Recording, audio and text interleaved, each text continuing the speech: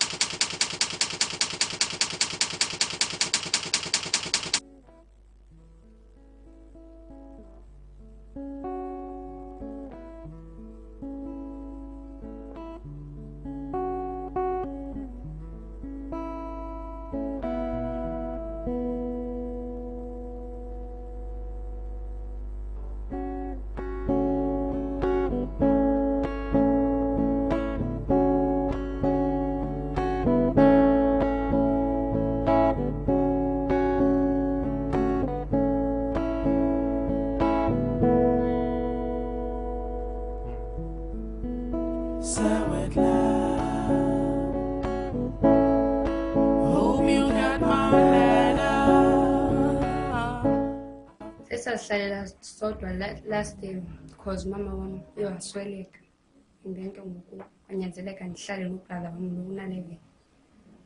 So ke ngoku oko lo nyaka sihlala sodwa sewuqalile unyaka sihlala sodwa nini basinenyanga ngoku kunye nonyaka oko sihlala sodwa.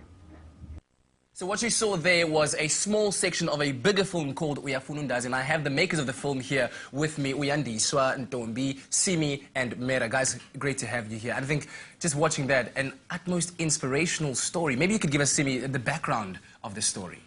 Okay. We are from World Film Collective, first of all, yeah. And we are based in Khayelitsha, and we are a group of filmmakers, all black, first of all. And we're from this township Khayelitsha, here in Cape Town. So we tell stories, first of all, like we decided as a team, we should like tell stories that are part of the social impact, yes. social issues. And also like, what we did, like we decided to do stories that are gonna bring change to people. And Mayandi's story was part of one. Yeah. We decided like to do her story like a child-headed household. Yes. Not even knowing that she was going to be part of South Africa, for example. She's a beauty pageant, you know. Decided to do that story. Like we did a whole lot of stories. For example, like this also like this other guy called Nondoda who has no arms, no feet, and yet he's an artist. So we wanted those stories like to tell people like even though like you're coming from a difficult background, you know, there's a whole lot of things that you can do for yourself and also empower other people, and also like the guys like who are sitting like in street corners who always claiming that there's no jobs and there's no this, there's no this. They should know that you can stand up and do something for yourself, you know, just like what Mayandi did. Definitely. And also like the same thing as a crew, because like we're also coming from disadvantaged backgrounds, but at the same time, like we said, what the heck? Why do shoot? Doesn't have to be quiet. It can actually so be that's why like we just like decided like, but World Film Collective came halfway through, and then we decided like to work as a team, and then like we produced these films. Yeah. So Yandi, so tell me about the story of Mayandi, because you guys got to see it from behind the lens, tracking her everyday move, what she does, and what is it that you learned from producing this film? Okay, Mayandi is me. I'm from Khayelitsha, Side B. I'm a childhood at home household. It's not easy being a childhood at home household because you have so many challenges you have to face. Like I'm staying with my little cousin brother. He's 11 years old, and I'm taking care of him.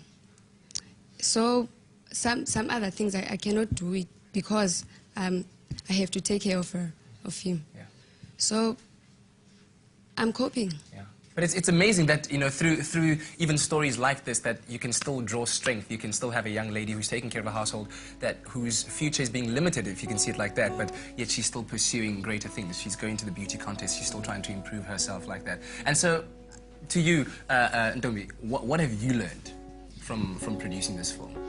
I have learned a lot of things. I mean, it's not only my auntie story that I have produced basically as a team. We have produced like things like drugs as well, xenophobia.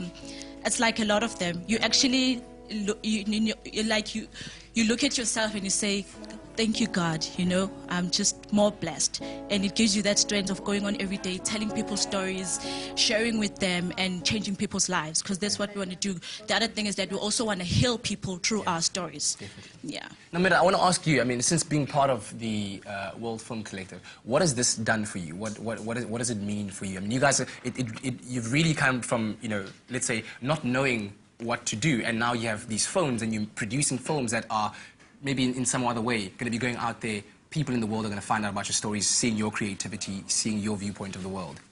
Like, first of all, like, I wasn't sure, like, what to do about my career.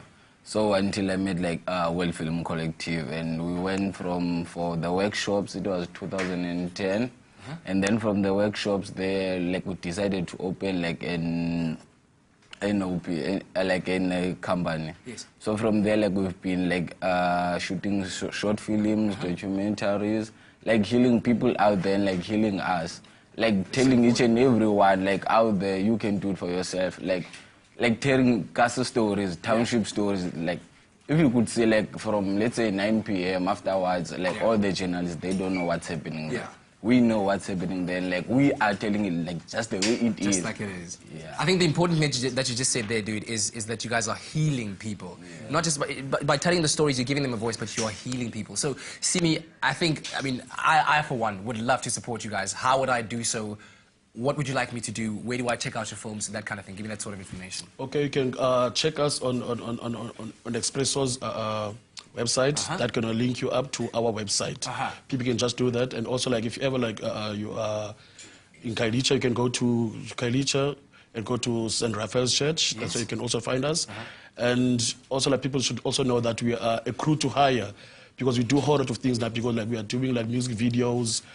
We are doing promotional videos. Yeah. And we are also like on phones as well. Yes, everything on phones. Whoa, like we're shooting. So budget is cool. Yeah. But at least like, we're shooting on professional standards. Yes. And yet like on very low budget. Brilliant Very stuff. low budget. Yeah. Awesome. Well, guys, good luck with the future and congratulations with what you've been doing. It's really, really amazing stuff. There we go. So check out our website, expressoshow.com, to support these young people. They're doing really fantastic work, healing our country, healing our communities. Right now, though, over to Liesl. She has some makeup tips for all the ladies out there. Stay with Expresso and SABC3.